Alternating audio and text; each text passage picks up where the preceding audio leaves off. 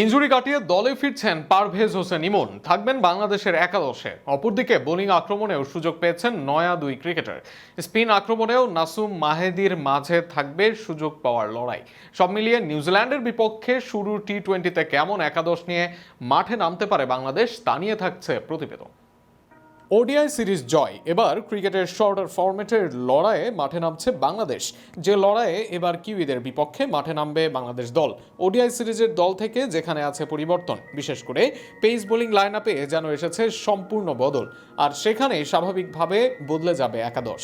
অবশ্য ওপেনিং বদলানোর নেই সুযোগ। তানজিদ হাসান তামিম ও সাইফ হাসান ওডিআই ক্রিকেটের মতো টি-20তে এই দুজন করবেন ওপেন।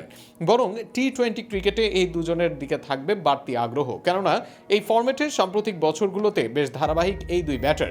নাম্বার 3-এ আসবেন অধিনায়ক Liton Das, anchor role play করে খেলবেন তিনি, সাথে হবেন দলের উইকেট রক্ষক।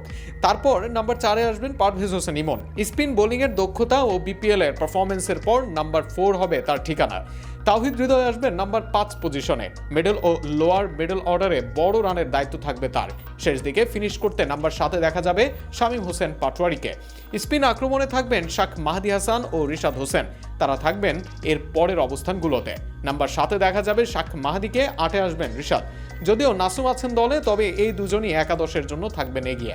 নাম্বার 9-এ আসবেন pacer Tanzim Hasan Sakib. Pace bowling allrounder হিসেবে আবারও জাতীয় দলে ফিরছেন তিনি।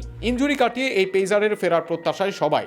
নাম্বার 10-এ অভিষেক হতে পারে রিপন মণ্ডলের। ডেথ ওভারে বোলিং স্কিল অভিষেকের দৌড়ে এগিয়ে রাখবে তাকে। এছাড়া তার বলের গতি ও লাইন লেন্থ প্রতিপক্ষকে ফেলতে পারে বিপদে।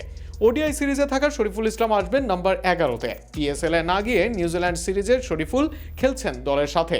বাঁহাতি পেসার হিসেবে ভেরিয়েশনে তিনি নিয়মিতই থাকবেন একাদশে। সব মিলিয়ে এটাই হতে পারে বাংলাদেশের সম্ভাব্য সেরা একাদশ। এবার দেখা যাক শেষ পর্যন্ত কেমন একাদশ নিয়ে মাঠে নামে টিম টাইগার্স।